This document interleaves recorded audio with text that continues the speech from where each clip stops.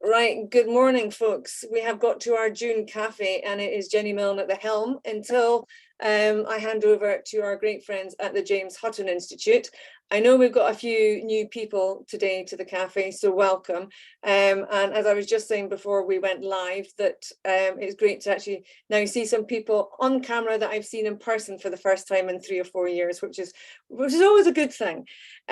So today I'm just going to keep it quite short, but as usual, the chat box is your friend. So please introduce yourself in the chat box. If you've not been to a cafe before, we are quite animated and there will be lots of opportunities to have Q&A.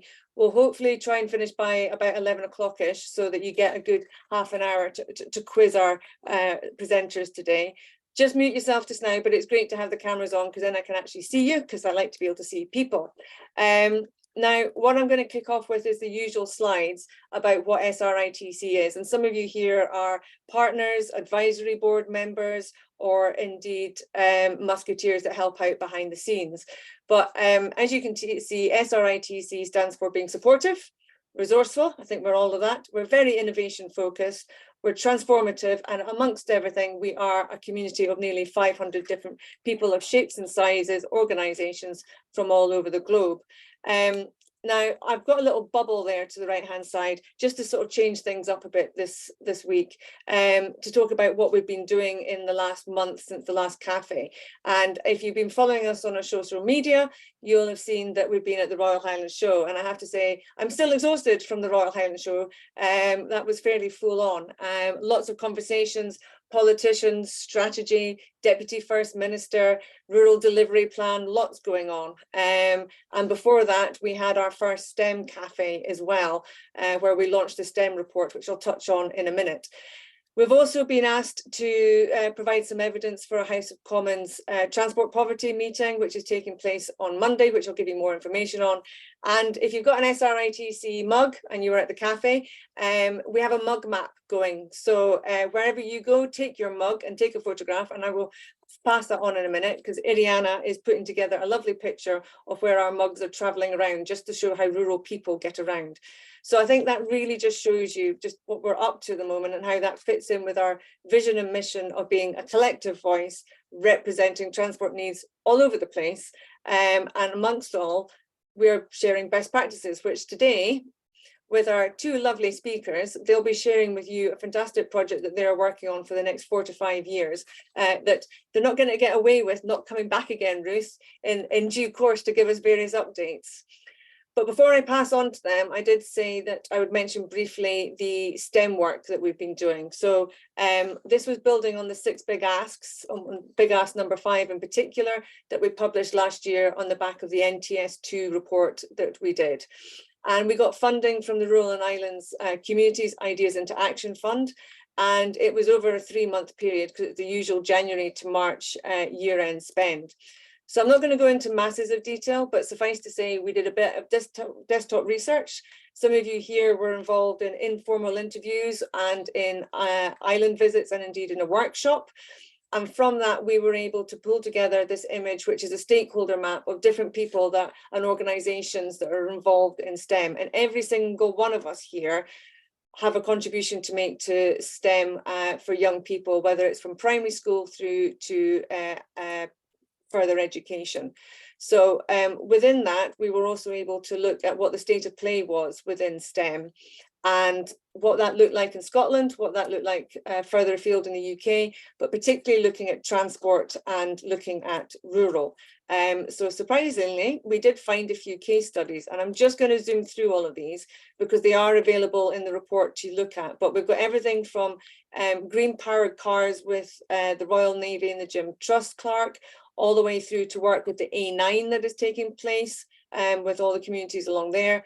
1 or 2 of you might recognise the School Run to Net Zero project that's taking place in Orkney, or indeed the Young Islanders Network questionnaire that's out there. And then there's another one from Shetland. So all of these are in detail in the report. How we broke it down was we got a pathway for recommendations. And these recommendations are for anybody wanting to work or is working in STEM. So it's looking at making sure there's improved communication and coordination between organisations, because we don't want to duplicate things, because that keeps happening. We need to look at how we can harness procurement opportunities. A lot of procurement asks for corporate social responsibility, and there's commitments to STEM, and that's not being followed up. Keeping it local, and that's making use of the resources and knowledge and organisations in your own area to promote transport, and particularly rural. And I know we've got Chris from Northlink Ferries here. I think that was one of the examples given, that you could go and visit and help communicate with local organisations like Northlink and share that with young people, and don't reinvent the wheel. Finally, before I show you what I'm actually eating today, because I know we haven't done cake yet, we have some stepping stones for what we want to do to take this forward. And we have over 55 organisations that we have on what I want to call a database, which has become a cluster. And they're going to get probably about every 3 to 4 weeks, a bit of a news bulletin coming through. And then they obviously have the opportunity to have a networking session every quarter. We're then looking at actually designing and delivering a STEM challenge framework. So if you want to get involved with STEM, or you know a school that wants to, or a Scout organisation, then this will be your one-stop shop to find out what's actually out there, and we'll share the findings of what we've got. So you can say, oh, I want to know about ecology. We'll go and speak to the guys at A9. Or I want to speak about net zero and buildings. We'll go and speak to Orkney. Then we're looking at developing a sustainable transport challenge that is equitable and accessible to all. So it's not about going out to buy practical kits or practical pieces. It's about reusing what you've got at home, whether it's in the recycling bucket, or whether it's, if you're a rural person like me with loads of land, you might find the odd bit of pipe kicking around. And so you can see these are our stepping stones and our actions for going forward. So a lot has happened, including our mug map. And before I finally hand over and introduce James and Simone, I'm going to share with you that I'm being a glutton today. I have, instead of a piece of cake, I have a bacon roll this morning for the cafe. So a few of you smiling there, but if you've got your cake or your coffee, please do just show me it, and I will flick through the pictures, because I always love seeing what people bring. Some people bring a banana, some people bring grapes. What do people have this morning for a cafe? Simone's got his coffee, Rubina's got coffee, nobody else got food. Am I the only one that's going to be eating? Yeah, you've all got coffee. Banana, you see, Alistair's doing his banana, making a smiley face, cracking. And Liz has got a piece of shortbread, I think. Yep, is it homemade? Is it homemade? I can't hear you, Liz, you're on mute, but you can tell us at the end. But without further ado, I'm going to hand over to Ruth and Simone, who are going to share the project that they're doing. And I'm not going to steal their thunder, but thank you very much, guys. And Ruth, thank you also for all the work that you do involved as a musketeer. So if you can fill the polls in as they appear, and we'll let you guys crack on, and I'll eat a sausage or bacon roll. Thank you, Jenny, and thanks for letting us come along and chat about our research. It's jumped forward. So I am Ruth Wilson, and I'm a social scientist at the James Hutton Institute. I'm here with Simone Piras, who's also a social scientist, and we have this 5-year programme of research from the Scottish Government, because we're one of their main research providers. And we're going to just talk you through some of the work that we're doing on that's related to the rural transport theme. We have 2 projects, one on rural economy and one on rural communities. Rural economy is led by our colleague John Hopkins, and rural communities is led by our colleague Mags Curry. We are treating these separate projects, as we got them from Scottish Government, as very interlinked, because obviously, they're very difficult to separate out. So we're treating them as one sort of bigger project in many respects. There are several components to the research. We've got quantitative and spatial methods, where we're trying to understand change in different places. We've got case studies where we're working in depth in 8 places across Scotland. We've got economic experiments to understand choices and behaviour. And we've got agent-based modelling where we gather together all of the factors and the data affecting rural and island places to try and explore different scenarios and how they might play out in the future. So today I'm going to say a wee bit more about the case studies, and Simone is going to then talk about the economic experiments, and we'll try and get through it fairly quickly. It'll be quite light touch in terms of scientific content, because we really want to get your input. So we're working with 8 communities across Scotland over the 5 years to understand the issues affecting different people in different places. So we're calling them case studies, but they're really case studies plus. So as well as observing what's happening and gathering data, there's a more kind of active research element as well. So we want to work with the communities to facilitate change. And the plan is to do that by linking up local communities with policymakers and stakeholders to address challenges. We've got different themes that we're focusing on in different places. However, obviously all these themes come up everywhere. So the idea is to gather data related to all the themes in all the places so that we're building up this evidence base around how different issues interact in different places and affect different groups of people and how that changes over time. The approach we're taking to the case studies is to identify the challenges facing the community that we're working in, co-develop approaches with them that address the challenges. So that these are very much dependent on what we find in each community. It could be designing research methods with them to gather evidence that they need. It could be helping directly to address challenges, or it could be linking communities with each other or with decision makers to help address the challenges. We're then observing what interventions work for different people in different places and what barriers exist to preventing effective change. And it's about building the evidence base, about effective response strategies, and repeating this over the life cycle of the project to deepen the insights and improving policy responses. So we're not seeing this as sort of a 5-year project over which we do a big long study and then report at the end. It's much more iterative than that because the issues are pressing and need swift responses. We're particularly interested in capturing diversity within the case studies and understanding how sort of everyday livability of communities is experienced by different groups of people. I'm not sure I can, yeah, I can. So I am just back yesterday from initial fieldwork in Colin-Tyree, so I thought I would zoom in on that for a few minutes just to give a flavour of what we're doing. The theme here is connectivity and repopulation, and the question is really about how are repopulation ambitions affected by connectivity, and that's connectivity in the broadest sense, so transport, but also digital. And the framing of this is multiple crises. So obviously we've had COVID, Brexit has been experienced as a crisis in some places, cost of living crisis, and currently there's a big ferry crisis in some parts of Scotland. And the policy context is the Islands Scotland Act, the National Islands Plan and Island Community Impact Assessments. So lots of focus, policy focus on islands.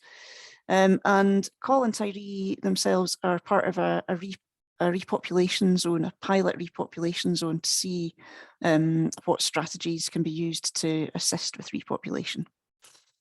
For those of you who aren't familiar with the west coast of Scotland, Colin-Tyree are the outermost of the Inner Hebrides. Tyree is about 12 miles long and it has about 650 residents, but that might not be right. We'll find out when the next census is published. Col is a similar size, about 13 miles long, and it's got around 160 permanent residents. Tyree is quite flat, and it's known as the land beneath the waves. It's also one of the sunniest places in the UK. Col's a bit more rugged, it's got more trees, and it's obviously more sparsely populated. Tyree's got a secondary school on the island, and it's got an airport. Col does not have a secondary school, and it does have an airport, but with very limited frequency, and the flights are really designed to help school pupils. In terms of ferry connections, it's all about ferries. So my fieldwork, it was just ferries were the theme to come through. And this is obviously a huge issue on the west coast at the moment with the ageing Calmac fleet and ferry shortages, and ferries being taken from one route to feed another route. So in terms of the connections, Colin-Tyree share a ferry, and ferries sail from Oban every day in the summer and it's about 2 hours 40 minutes to Call and 3 hours 50 minutes to Tiree. And in winter, the frequency is a bit less, it's about 5 times a week. There's a regular plane service from Tiree, but the other options for getting off Call are limited. The cost is about $62.50 for a single journey with a car from Tiree, a bit less from Call, and you add on about £11 for each passenger on top of that.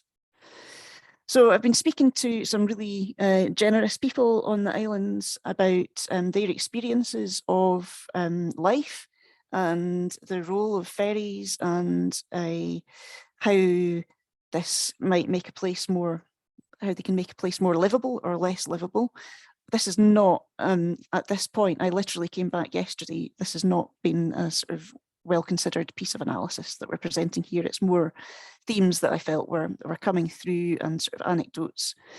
But anecdotally, at least, people do leave because of unreliable ferries. It's not just rhetoric. In Call, secondary school pupils go to Oban during the week, sometimes also in the case of Tiree.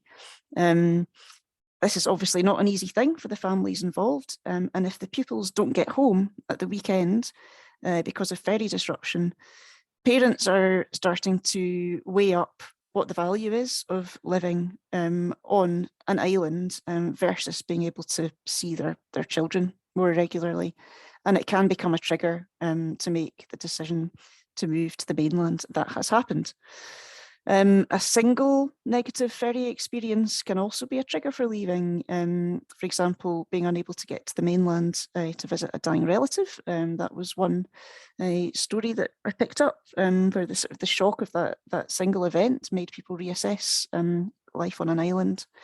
There's a really interesting one around access to dentists, which people seem to be putting up with quite difficult situations with regard to access to dentists at the moment, and some people are just not bothering because it's too costly, takes too much time. And then there's clearly an impact on shops being able to stock food and businesses being able to transport goods, impact on tourism. So the Clansman, which serves Call and Tiree, and it's pictured here approaching Call. It was out of service for the start of the season this year, and it came back into service earlier this month. But this meant that the islands were served by a smaller ferry for the start of the already quite short tourist season.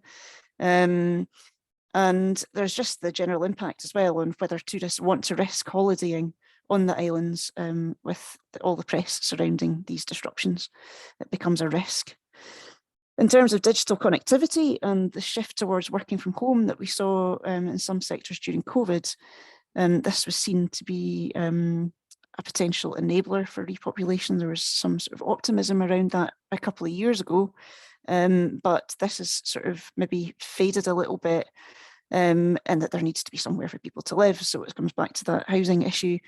As is ferry reliability, that's also an issue.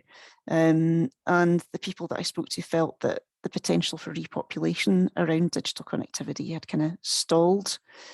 As a result, related to this, there was the cross-party group on the Islands cross-party group had a focus on ferries. That was earlier this week. And there were people feeding in from across the islands about their experiences and about the difficulties they're having. Obviously, this is just a little slice of that regarding Call and Tiree. One area where we've not gathered enough, I've not spoken to enough people yet, is around the issue of disabilities and accessibility from that point of view. So we'd be really keen to chat to anybody who would be able to provide perspectives on that, because it's, this is part of the point of the project, is to gather diverse perspectives. And my final slide is just, so the next steps, this is trying to be iterative, this approach.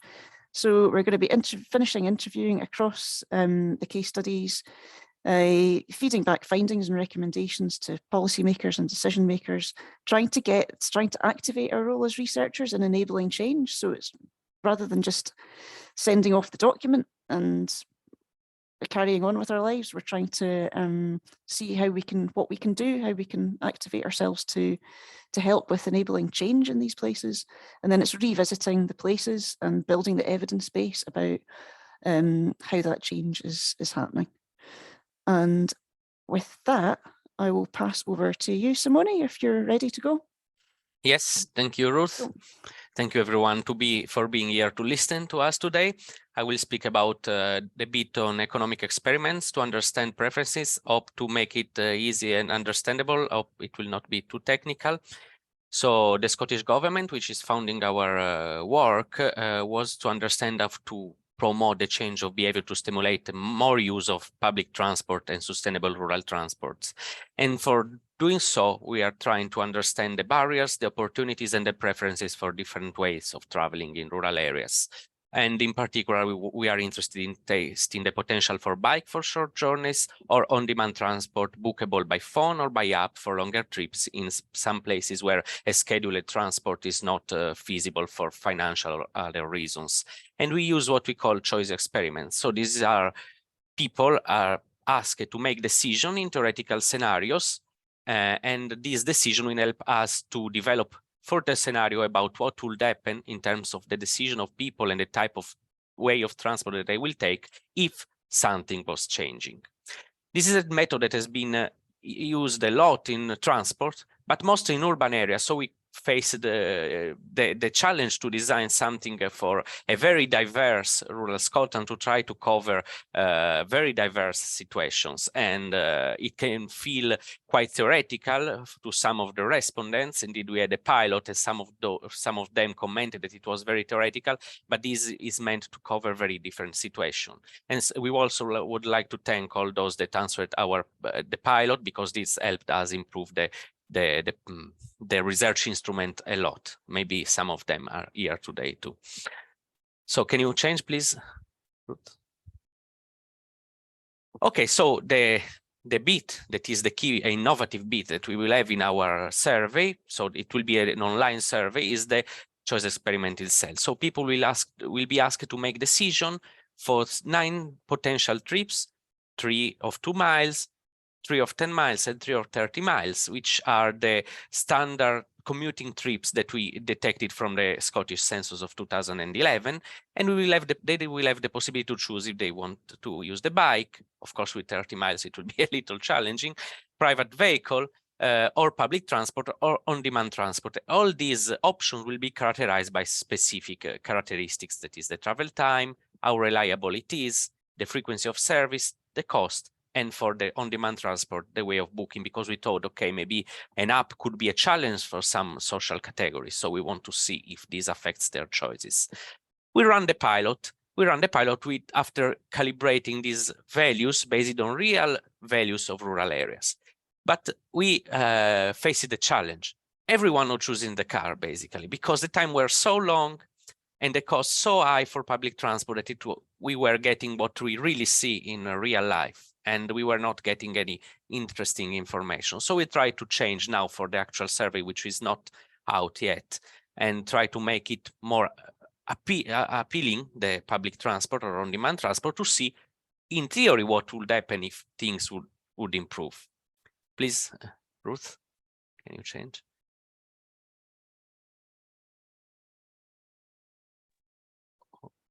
Is it?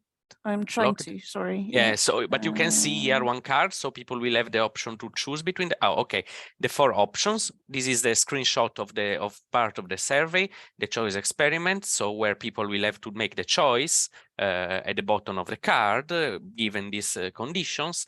And then we have additional question to check for other aspects that we could not cover in the cards, because otherwise it will be too complicated for people to evaluate the various options. And of course, we will ask people about their situation so that we can check if this affects their choices, and we can draw some conclusion and recommendation for specific categories of people. Ruth, please. So this is my last slide. So we are almost ready to disseminate the survey. We will send it to 10,000 rural dwellers, categorized by rural urban categories of which are based on the Scottish Government definition, more or less remote town or rural areas. This is the link, which is not active yet. Using their choice, we'll be able to calculate how much people are willing to pay for some specific characteristics for example, let's say for one, or how much they will switch from car to public transport for a reduction of £1 in the cost, for example. And this will help us draft a report for the Scottish Government with recommendations. Of course, we do not cover issues such as ferries that are very specific, but they can be very impactful for specific communities. However, we ask the respondents to express their interest in participating in focus groups afterwards, so that we can discuss the reasons behind the choice and focus more on very specific situations like those of the islands. And we hope to have the results reported around June 2024, so next year. And we will let you know when the survey is out. Again, thank to those that helped us with the pilot. We had to stop it because so many people were answering that we were afraid to lose the opportunity for them to provide their experience, because we will not use the data from the pilot. We will use those of the actual survey. So thank you very much for listening to me, and looking forward to our discussion.